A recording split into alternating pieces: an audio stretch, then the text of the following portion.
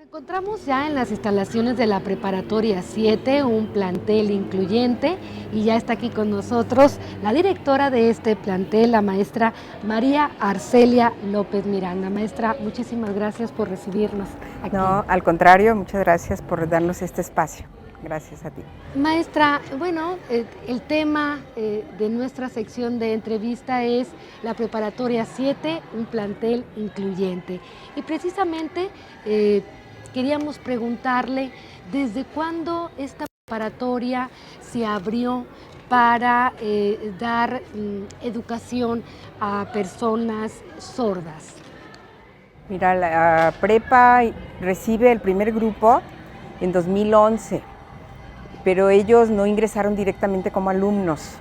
A mí la directora del Sistema de Educación Media Superior de entonces, la doctora Ruth Padilla Muñoz, me habla y me dice si estaría yo dispuesta a dar un espacio y dar cabida a una asociación que se llama Educación Incluyente, que venían apoyando fuertemente a los niños y jóvenes de cultura sorda y que estaban queriendo pues que ingresaran a la Universidad de Guadalajara. Y entonces yo le dije que claro que sí, y entonces se les destinó un aula especial y ellos estuvieron viniendo a conocer así el ambiente, a visitar todos los espacios y a prepararse. Estuvieron casi un año preparándose para hacer el examen de ingreso.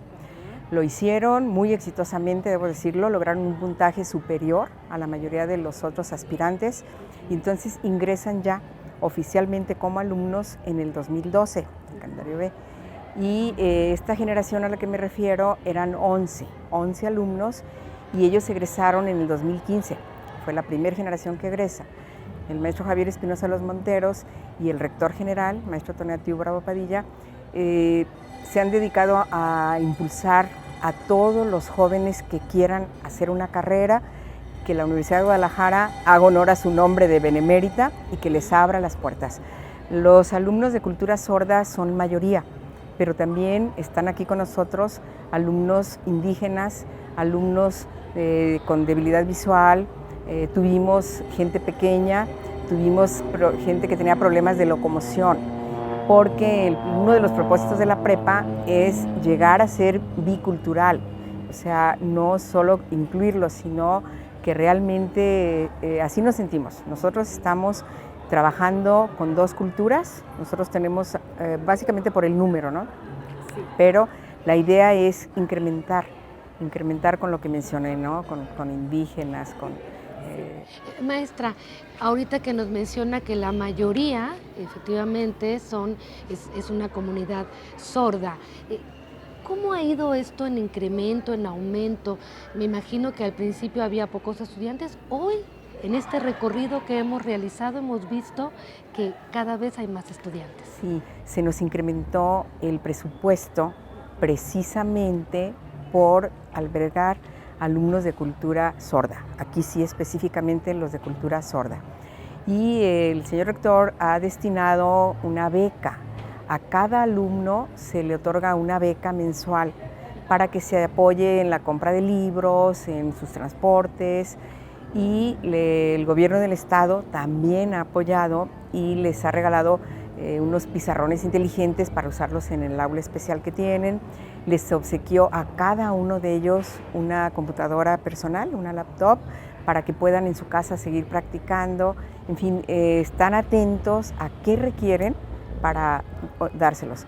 La ayuda que es indispensable consiste en contratarles intérpretes, porque como lo digo, ellos forman parte de otra cultura, entonces ellos manejan el lenguaje de señas mexicano, pero sí en el aula requieren la presencia de un intérprete, porque los maestros que son maestros de Prepa 7, laboralmente están contratados por la universidad, ellos no dominan todavía ese lenguaje de señas.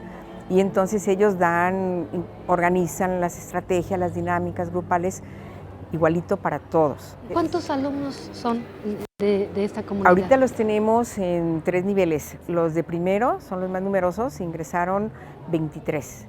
En el primero están ahorita 23. Y en tercero tenemos 6 y en quinto tenemos 8. Ahorita están en ese nivel. Entran cada año, no cada semestre, porque la preparación que llevan previa y por el examen Entonces su ingreso es anual. Maestra, le agradecemos muchísimo la entrevista. No tiene nada que agradecer, al contrario, muchas gracias. Y ahora nos acompaña el maestro Juan Castañeda Jiménez. Él es docente de esta preparatoria 7. Muchas gracias, bienvenido. Al contrario, gracias a ti por el Maestro, para empezar, sabemos que hace unos momentos la maestra Arcelia, la directora de este plantel, nos comentaba que en el país creo que esta prepa es la única que atiende a este tipo de comunidad sorda. Así es. Esta es la única preparatoria que tiene este tipo de atención. Incluso en la Universidad de Guadalajara está la preparatoria número 3, que también atiende sordos, pero no de la manera en que nosotros lo hacemos. Sí. Nosotros somos la única preparatoria que los atiende en los salones de manera ordinaria, como lo hacemos con los demás estudiantes. Sí. Maestro, ¿usted qué clase o si nos pudiera hablar un poquito de cómo es un día normal, un día diario aquí en la preparatoria con esta comunidad? Miren, yo tengo en segundo semestre la materia de autoconocimiento y personalidad y en quinto diseño de plan de vida, y me tocan en ambos niveles trabajar con sordos. En segundo, la relación es mucho más importante en el área emocional. Tratamos de desarrollar competencias emocionales en todos los estudiantes y en este caso también en los jóvenes sordos. Ellos están completamente integrados, ¿no?, al aula. Esta educación que se les brinda aquí, tú no lo podrías decir, realmente les ayuda en el autoestima, que es muy importante. Sí, por supuesto. Especialmente pienso en la primera generación, que los sentía mucho más lastimados en la autoestima que los que siguieron. Quizá porque eran los primeros, tenían una edad más grande que los jóvenes de preparatoria. Y se notaba en los trabajos, por ejemplo, en arte de objeto, en collage, en cosas así que hacían ellos con las manos, dibujos, pinturas, se proyectaba mucho de su personalidad, que era la mayoría muy hacia adentro, un poco deprimidos, la mayoría. Se notaba que no todos tenían respaldo familiar en sus vidas.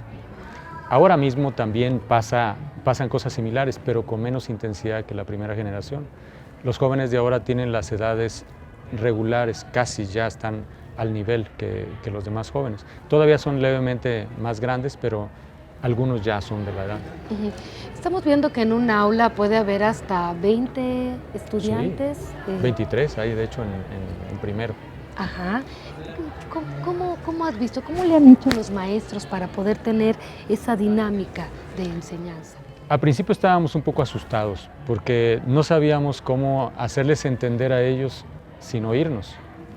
Pero luego nos sentimos más relajados cuando vimos a los intérpretes, que ellos les dicen lo que nosotros decimos.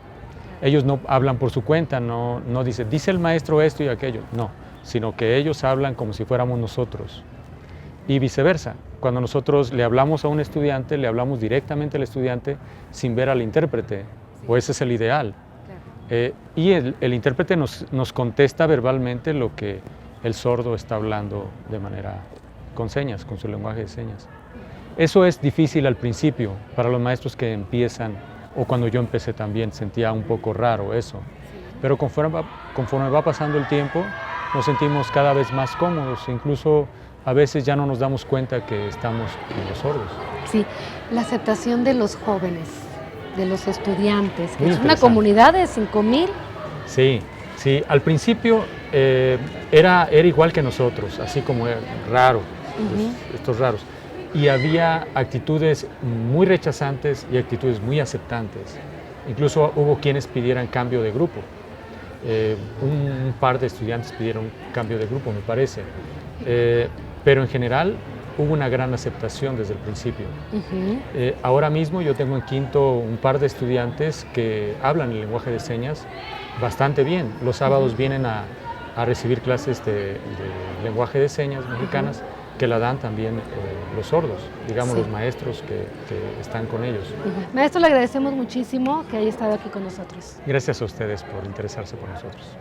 Bueno, y con esto hemos llegado al final de este programa Paraninfo. Mi nombre es Cristina Félix y los espero el próximo lunes.